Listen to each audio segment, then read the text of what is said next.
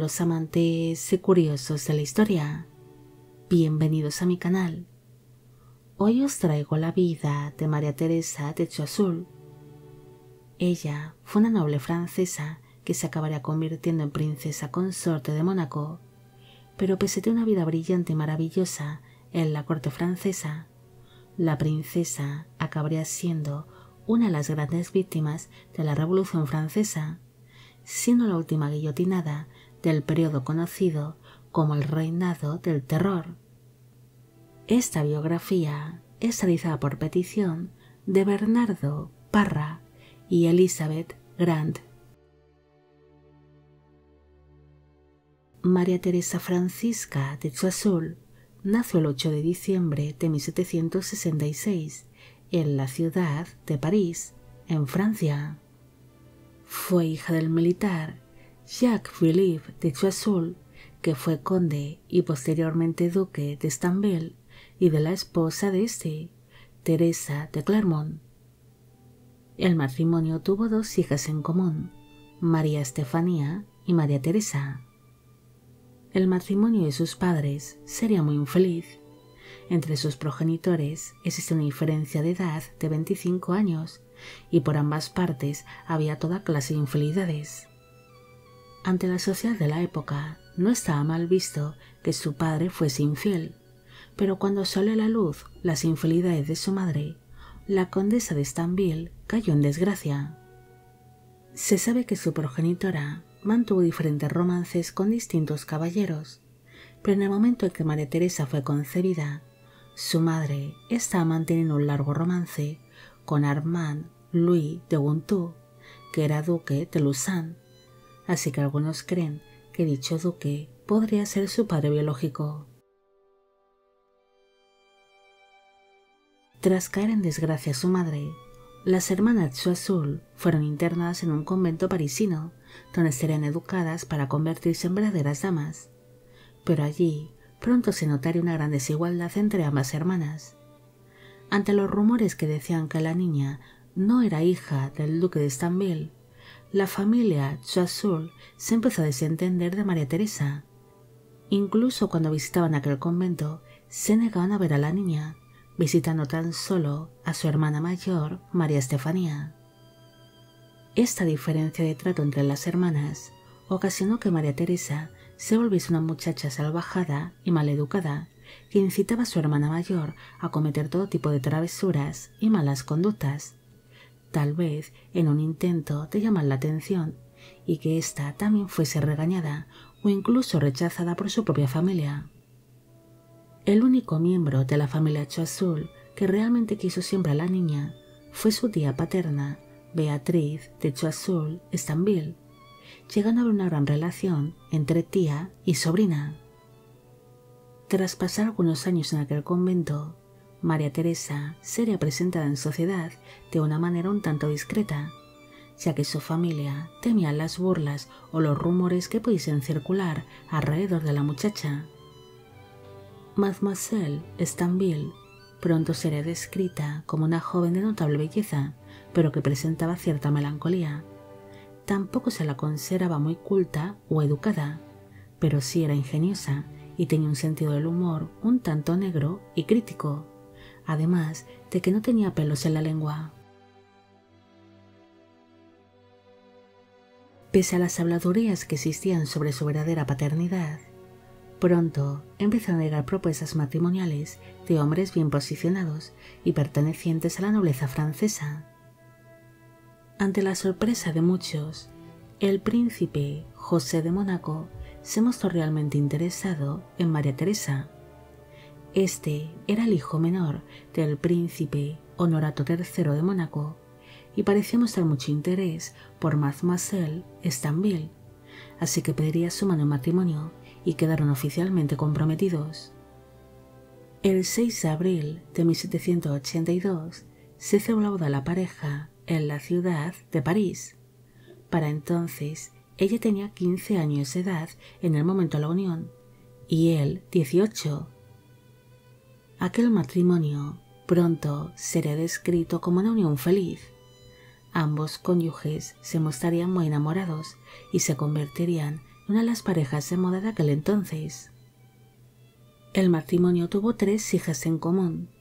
En el año 1784 nació Honorine, la cual llegaría a ser marquesa consorte de la Charge.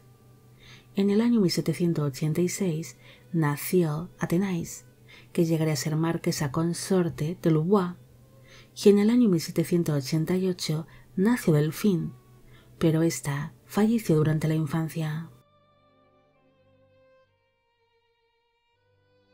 Los príncipes establecieron su residencia habitual cerca del Hotel Matignon, que era la residencia oficial de los príncipes de Mónaco en París. Allí María Teresa tuvo una vida tranquila, además de que sería muy apreciada por su familia política, especialmente por su suegro, el príncipe Honorato III de Mónaco, quien la quiso como una hija. La princesa pronto se uniría a distintos círculos sociales formados por distinguidas damas de la época, además de que fue presentada en varias ocasiones ante la reina María Antonieta y participaría en algunas de las veladas y las diversiones que organizaba la reina consorte de Francia. En el año 1789 estalló la Revolución Francesa y esto obligó a los príncipes a abandonar la ciudad de París para buscar refugio en Mónaco. Pero en el año 1793, Mónaco dejó de ser un estado vasallo de la corona francesa y sería anexionado a Francia, algo que sería muy perjudicial para María Teresa, debido a que dejaba de ser tratada como una princesa extranjera por matrimonio y empezaría a ser considerada como ciudadana francesa. Así que ante esta situación, ella decidió regresar a la ciudad de París para evitar que el gobierno francés le arrebatase sus propiedades y sus bienes, además de que quería reencontrarse con sus hijas, que se habían quedado en París bajo el cuidado de su querida tía, Beatriz de Choiseul-Stanville.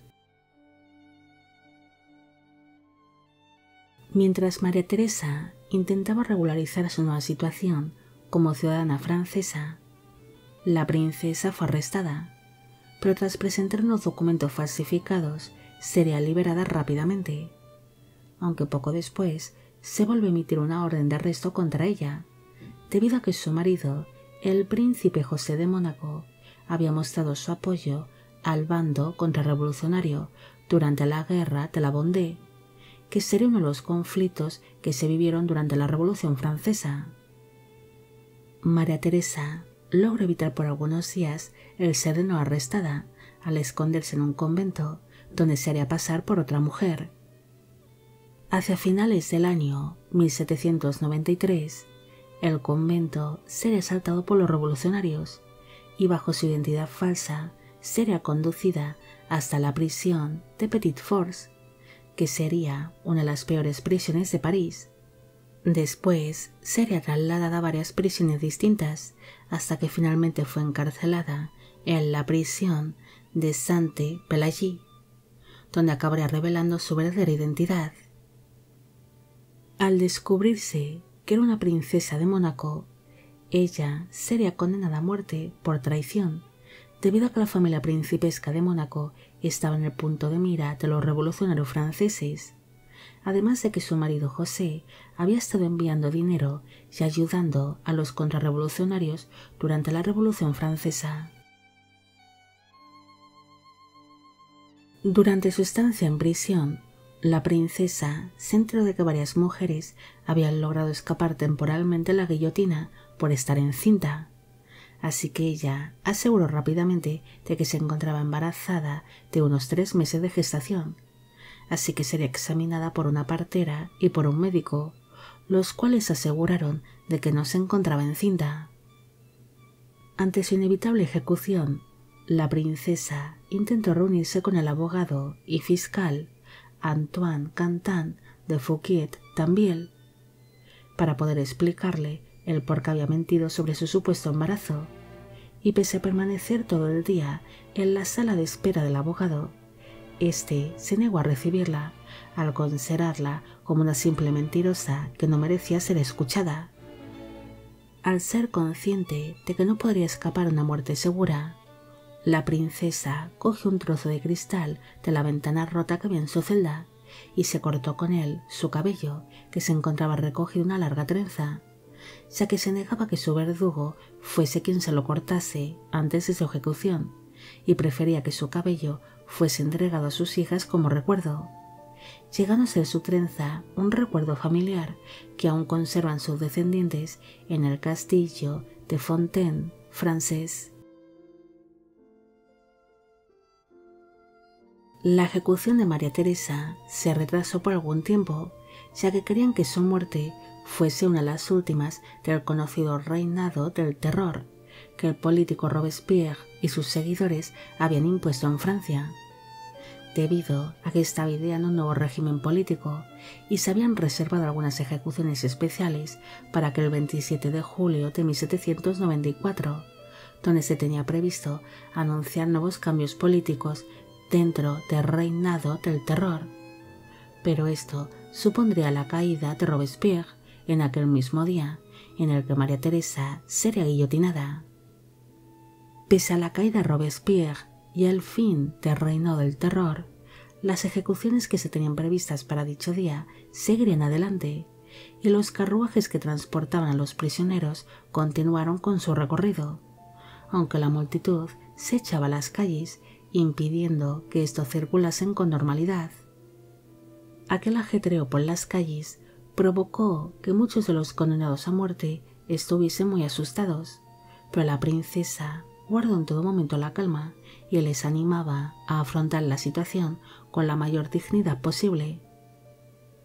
María Teresa sería la última condenada a muerte que sería ejecutada en la guillotina aquel 27 de julio, siendo testigo de cómo todos los demás presos eran ejecutados antes que ella, y cuando subió los escalones que la llevaban hasta la guillotina, muchos quedaron sorprendidos ante la tranquilidad y la serenidad que mostró en ese momento, siendo ejecutada cuando tan solo tenía 27 años de edad.